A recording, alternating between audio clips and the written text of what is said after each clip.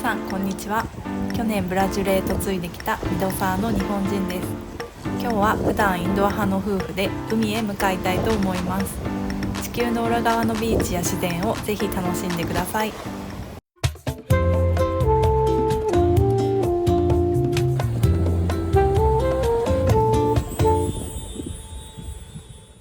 ブラジルライフ。今回向かうのはブラジル南部のパラナ州にあるカイオバというビーチです。州都クリチバから約100キロの距離にあり、車で約1時間半ぐらいなので日帰りで気軽に行けちゃいます。ブラジルの南大西洋沿岸に位置するリゾート地です。ガソリンを補充してから行きます。ちなみにスタンプカードが10個貯まると無料の洗車とチーズパンとカフェラテがもらえます。ブラジルはアイスコーヒーの文化がないので、真夏のドライブでもホットコーヒーです。アイスコーヒー出したら絶対流行るのにっていつも思うんですが、ブラジルの方いかがでしょうか。でもよくよく考えてみると、日本人の私がブラジルに来てイチゴとかマンゴーが入ったお寿司にびっくりしてるように、ブラジルの人にとったらコーヒーをアイスで飲むなんて邪道なのかもしれません。例えて言うなら、味噌汁に氷を入れて冷やして飲むみたいな感覚でしょうか。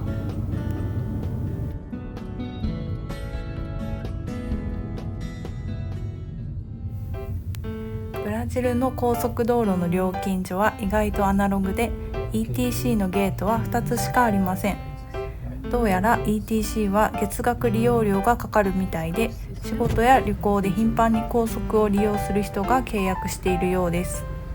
でもその ETC の IC チップがあると、ショッピングモールなどの駐車場もノンストップで利用できるそうです。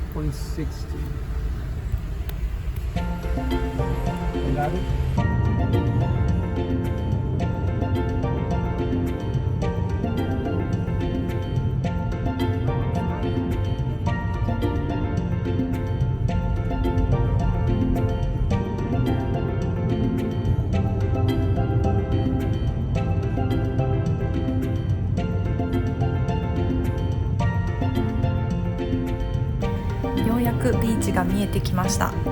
その辺に車を止めて歩いて海へ向かいたいと思います。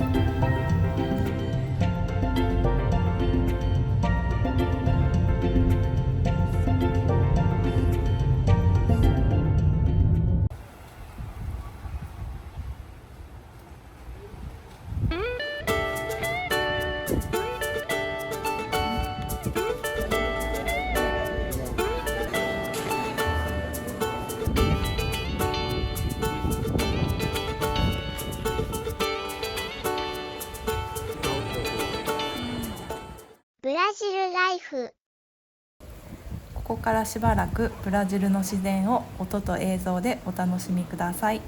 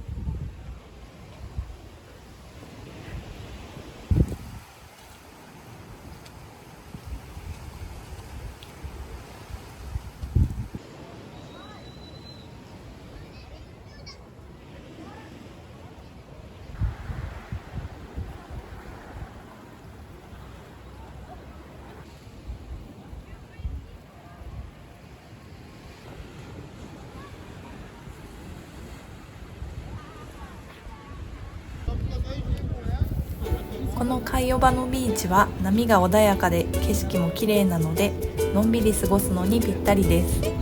人が多すぎず落ち着いた雰囲気で家族連れやサーファーにも人気のスポットです。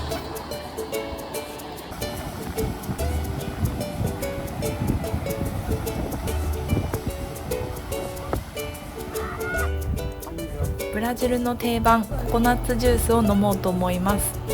正直そこまで好きな味ではないんですが、海へ来ると無性にココナッツの実を持って歩きたくなります。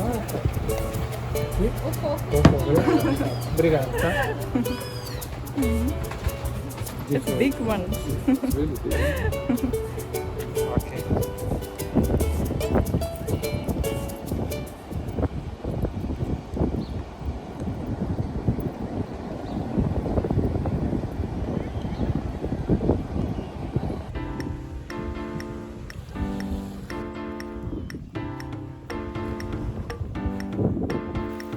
向こう側に見えるのは亀の島と呼ばれる島で、確かに亀の甲羅みたいな形をしています。ちょっと江ノ島に雰囲気似てませんか？ボートでも行けるらしいのですが、今回はゴツゴツの石を渡っていくコースに挑戦します。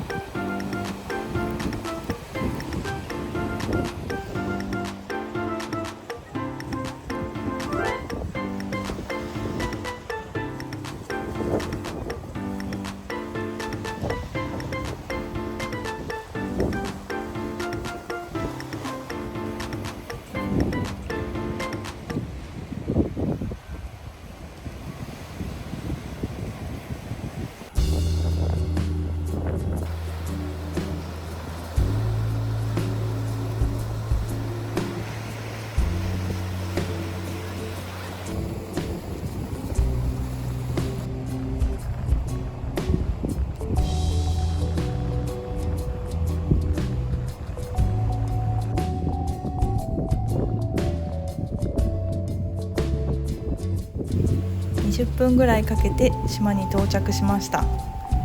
全く開発されていない未開の島。もし江ノ島みたいに整備されたら観光地として人気が出そうだなと想像しちゃいます。ちなみにブラジルの海辺にはサボテンが生えていることも多いので要注意です。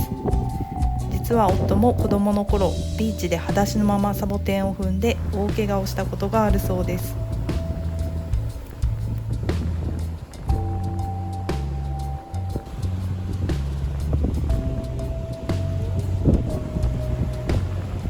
ブラジルライフ。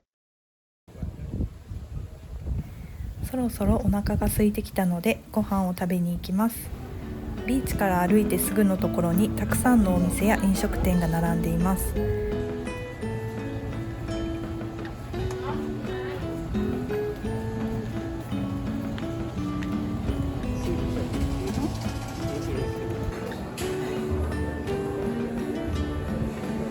歩いてるとどこからか出汁のような和食の香りがしてきました。どうやら日本食のお店みたいです。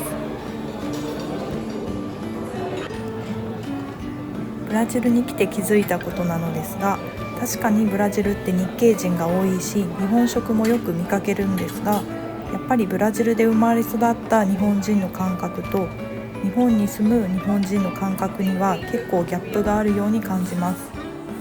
それは料理にも現れてて、日本食っぽいけど何かが違うみたいなことが多いです。多分実際日本には行ったことがないけど想像して作ってみた日本食っていうのが多い気がします。デザートはもちろんアサイーです。アサイーって結構お店によって味が違って、こっちに来てから食べ比べをしてるんですが、このアサイーはとても濃厚でクリーミーでした。今まで食べた中でもトップ3には入る美味しさでした。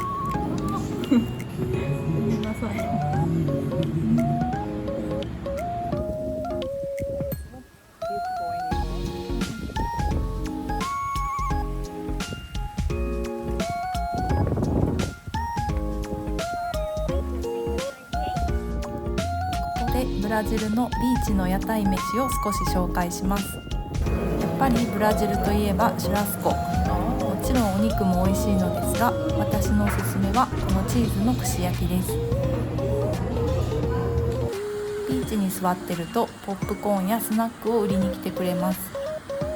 ブラジルのホットドッグにはバタタパリャという千切りのポテトチップスみたいなのが入っててザクザクな食感です。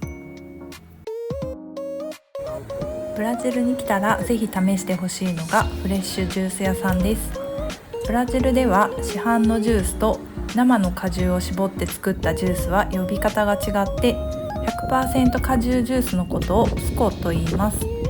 私のおすすめはパイナップルとミントのスコです。というわけでブラジルのビーチはいかがだったでしょうか。これからもブラジルに嫁いだ日本人が感じたありのままの日常を週に1回配信していきます。チャンネル登録していただくと最新動画を見逃さずご覧いただけます。それではまた次回の動画でお会いしましょう。チャオチャオ。